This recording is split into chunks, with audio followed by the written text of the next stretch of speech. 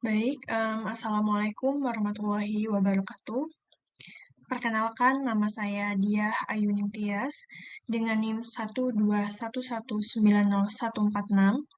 Saya berasal dari program studi Teknik Industri kelas B. Pada kali ini saya akan menjelaskan materi dari mata kuliah pilihan Stadium General dengan modul pertamanya yang berjudul Research Preparation. Materi yang pertama ini merupakan funding hacks for researchers. Pada materi ini terdapat grant making, yaitu strategi yang digerakkan oleh misi yang digunakan penyita dana untuk mengarahkan, melaksanakan, dan menilai program pemberian. Strategi ini disebut juga sebagai strategi pemberian hibah. Strategi ini menguraikan proyek yang akan didukung oleh hibah, tujuan yang ingin kita capai, jumlah yang direncanakan untuk diinvestasikan secara keseluruhan dan untuk setiap hibah, dan strategi manajemen program yang akan digunakan.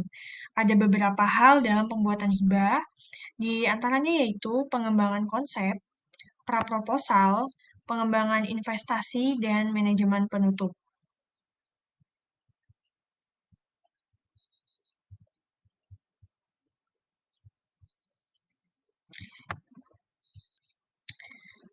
Pada pengembangan konsep sendiri itu merupakan petugas program berinteraksi dengan rekan-rekan di yayasan, peneliti, pembuat kebijakan, dan pemangku kepentingan lainnya di area tersebut untuk menghasilkan konsep yang memajukan tujuan yayasan. Kemudian ada praproposal, di mana serangkaian pendekatan untuk eksplorasi dan penyempurnaan konsep dengan bantuan organisasi terkait, termasuk ajakan langsung, dialog, dan permintaan proposal yang digunakan untuk memilih apa yang akan diinvestasikan dan dengan siapa. Selanjutnya ada pengembangan investasi. Ini merupakan proses pembuatan proposal, anggaran, kerangka hasil, dan pelacak dengan calon penerima hibah. Pada pengembangan investasi ini dilakukan uji tuntas, kemudian verifikasi status pajak organisasi pemohon, memilih struktur investasi terbaik, dan mengevaluasi resiko. Yang terakhir adalah manajemen dan tutup. Jadi, komunikasi yang erat untuk memahami status pekerjaan yang dilakukan, hambatan yang dihadapi, dan modifikasi yang harus dilakukan. Selanjutnya adalah Global Access. Jadi tujuan utama dari Global Access ini merupakan untuk melaksanakan dan mengelola inisiatif yang didanai oleh yayasan dengan cara memastikan akses global tersebut, seperti setiap barang, layanan, metode, teknologi, bahan, perangkat lunak, data, atau inovasi lain yang berasal dari proyek tersebut. Metode tersebut dipilih secara kolektif dan didanai perkembangan. Kemudian, akses global tersebut memerlukan pengelolaan inisiatif yang didanai yayasan dengan cara memastikan akses global tersebut. Selanjutnya adalah successful grant application getting it right. Jadi, tahapan kunci dalam mempersiapkan aplikasi hibah yang berhasil itu ada 6. Yang pertama adalah munculkan ide unik, temukan peluang pendanaan yang cocok, memahami lembaga pendanaan, mendapatkan informasi latar belakang, tulis bagian teknis, kemudian ada pastikan bagian administrasinya sudah beres, kirim dan lupakan saja.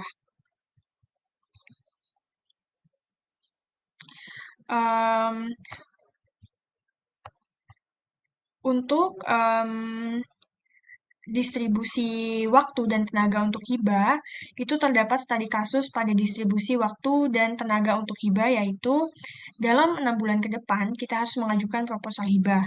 Kita menyisihkan 2 bulan untuk mencari panggilan yang tepat untuk pendanaan wilayah studi, untuk menganggarkan waktu dan upaya yang diperlukan untuk melakukan pengajuan proposal tersebut. Pada saat penulisan hibah, hal yang paling utama yang harus diikuti yaitu mengusulkan pendekatan mitigasi untuk resiko, lalu diceritakan kisah tersebut dalam proposal hibah kita, karena kita harus berbicara tentang faktor resiko secara cukup rinci. Pada saat penulisan tentang resiko itu harus ditulis secara jujur, kemudian memberikan saran untuk pengurangannya. Selain itu, gambar merupakan komponen penting dari proposal dan harus dapat dimengerti, interaktif, dan menarik secara visual. Jangan pernah menghapus gambar untuk memberi ruang bagi teks, karena itu adalah trade-off yang jarang sekali berhasil. Kita juga bisa menambahkan tonggak kuantitatif karena beberapa organisasi itu menuntut pencapaian kuantitatif yang ketat yang disetujui atau ditolak. Jadi, suara pasif juga harus dihindari karena memberikan teks nada yang tidak bernyawa dan tidak menarik. Dalam pengajuan hibah, kita juga harus menceritakan sebuah kisah, misalnya sebuah narasi yang lebih mudah dipahami. Selanjutnya adalah bagian administrasi tersebut akan membaca panggilan. Panggilan ini biasanya cukup spesifik tentang formulir yang akan mereka butuhkan gitu atau mereka perlukan dan kita harus menyertakan. Berarti itu harus menyertakan item tersebut. Kemudian adalah kerjakan anggaran dan dokumen lainnya terlebih dahulu. Berikan waktu yang cukup bagi personel administrasi institusi mereka tidak akan bekerja dalam semalam atas hibah kita. Setelah itu, amati setiap tenggat waktu internal. Jika kita membutuhkan surat eksternal, beri orang waktu untuk mengirimkannya. Jika kita sudah mengajukan proposal tersebut, kita dapat memeriksa PDF untuk keterbacaan atau ketersalahan gitu. Yang pertama, berikan waktu untuk mengunggah file, terus juga kita bisa memberikan waktu yang cukup pada saat mengunggah file, kemudian unggah salinan yang hampir final lebih awal karena sistem agensi sibuk selama waktu pengiriman. Lupakan proposal sebelum mendengar dari panel peninjau. Pastikan komunikasi agensi tidak tersaring ke folder spam kita.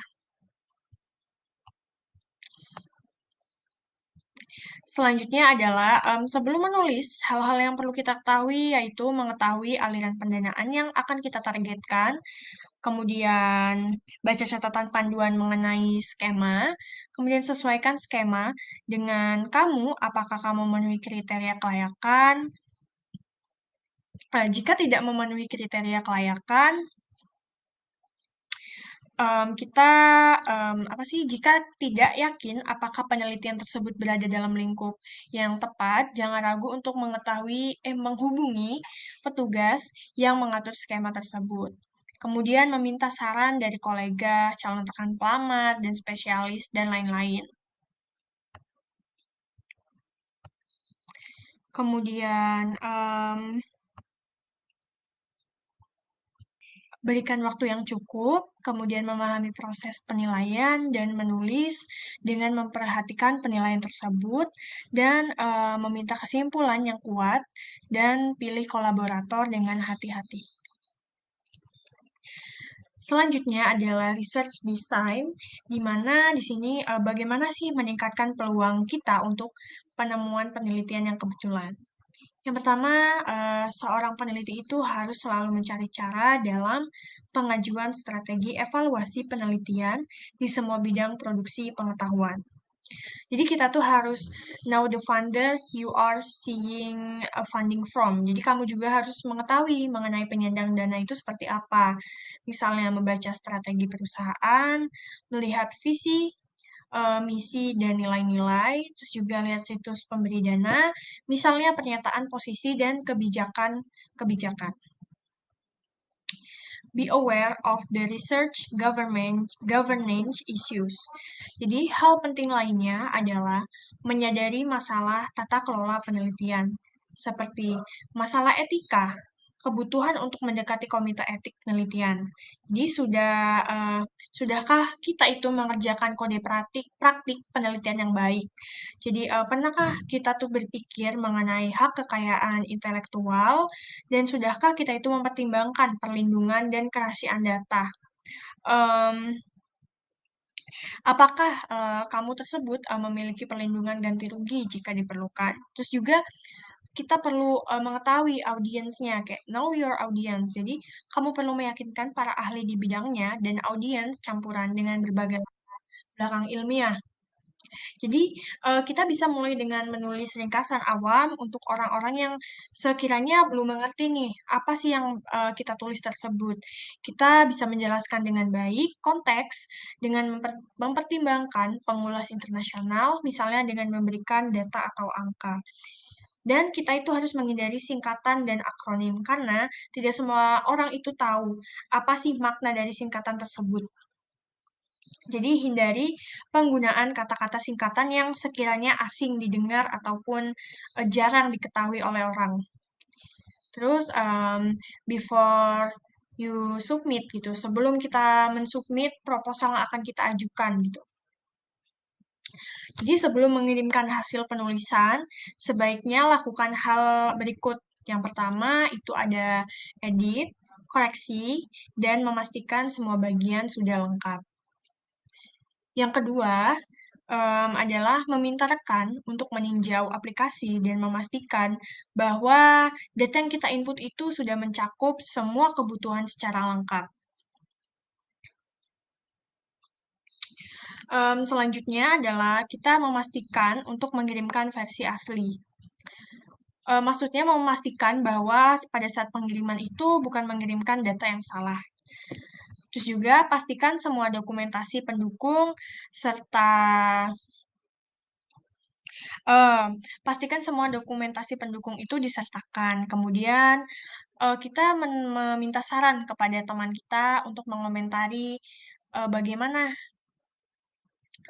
proposal yang kita ajukan tersebut. Terus juga waspadai tenggat waktu di mana Anda meminta masukan dari orang lain. Jangan sampai pada saat tenggat pengumpulan proposalnya sudah dekat dan kalian baru meminta saran dari orang lain. Begitu ada revisi, maka akan tidak sempat. Jadi lebih baik meminta saran tersebut jauh-jauh hari agar sempat melakukan revisi jika ada yang salah. Selanjutnya adalah meluangkan waktu untuk mendiskusikan dengan menyelesaikan bagian anggaran dengan institusi. Jadi pada saat pengajuan proposal tersebut penting untuk mendiskusikan dengan institusi yang memfasilitasi karena pada saat pengajuan proposal tersebut pasti ada beberapa hal-hal penting yang harus diobrolkan. Selanjutnya ada use the right to respond if applicable. Jadi kamu juga harus bisa menanggapi sendiri bagaimana sih proposal tersebut gitu. Proposal tersebut harus ringkas namun jelas dan komprehensif serta mengikuti aturan-aturan. Jadi, proposal yang ditulis itu tidak boleh melenceng dari aturan yang sudah ditetapkan gitu. Jadi harus mengikuti standarnya. Jadi, yang ketiga itu adalah akui semua kekhawatiran atau kelemahan yang dijelaskan dalam umpan balik. Jika tim pemohon tidak setuju dengan pernyataan peninjau, jelaskan dengan jelas alasannya itu kenapa gitu mereka tidak setuju. Dan kita bisa memberikan argumen untuk menyanggah komentar tersebut. Selanjutnya adalah mengakui dan mendiskusikan implikasi yang mengambil beberapa umpan balik seperti biaya, jadwal, metode penelitian, terus juga hindari tampil sebagai argumentatif atau terlalu defensif. Jangan mengusulkan untuk mengubah aplikasi secara signifikan mengikuti komentar pembaca. Selanjutnya adalah what is research collaborations? Jadi, tumbuhnya integrasi, globalisasi, dan sifat interdisipliner dari banyak bidang akademik dan disiplin ilmu yang mendorong para sarjana untuk berkolaborasi. Akibatnya, kolaborasi lintas batas terus meningkat, didorong oleh teknologi media sosial. Para ilmuwan sekarang dapat mengkomunikasikan ide dan temuan penelitian mereka melalui blog, mikroblog, situs jejaring sosial, dan platform web sosial lainnya yang tak terhitung pendukung jumlahnya gitu. Meskipun demikian, interaksi fisik tatap muka, misalnya selama konferensi, lokakarya, atau seminar terbukti sangat efektif dan berhasil untuk bertemu, berdiskusi, bertukar, dan berkolaborasi. Jadi kuncinya itu yang pertama adalah kolaborasi penelitian itu adalah kerjasama peneliti untuk mencapai tujuan bersama untuk menambah atau menghasilkan ilmu baru pengetahuan. Jadi sarjana muda dan peneliti karir awal, penelitian kolaborasi adalah alat yang sangat berguna untuk belajar, tumbuh, dan menerbitkan. Dalam kolaborasi penelitian, tidak ada satu ukuran yang cocok untuk semua. Setiap pengaturan kolaboratif memiliki harapan, tujuan, ruang lingkup, dan keadaan. Kolaborasi penelitian yang sukses membutuhkan kesabaran, setuju kiriman, tanggung jawab yang jelas, dan sangat sikap bertanggung jawab. Sorry. Selanjutnya adalah how to collaborate in research. Jadi tumbuhnya integrasi, globalisasi, dan sifat interdisipliner dari banyak bidang akademik dan disiplin ilmu yang mendorong para sarjana untuk berkolaborasi. Akibatnya, kolaborasi lintas batas terus meningkat, didorong oleh teknologi media sosial. Para ilmuwan sekarang dapat mengkomunikasikan ide dan temuan penelitian mereka melalui blog, mikroblog, situs jaring sosial, dan platform web lainnya yang tak terhitung jumlahnya. Meskipun demikian, interaksi fisik tatap muka misalnya selama konferensi, lokakarya, atau seminar rutin sangat efektif berhasil untuk bertemu, berdiskusi, bertukar, dan berkolaborasi.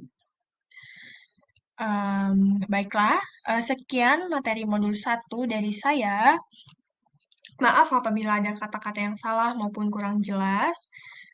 Sekian yang dapat saya sampaikan. Saya akhiri. Wassalamualaikum warahmatullahi wabarakatuh. Terima kasih.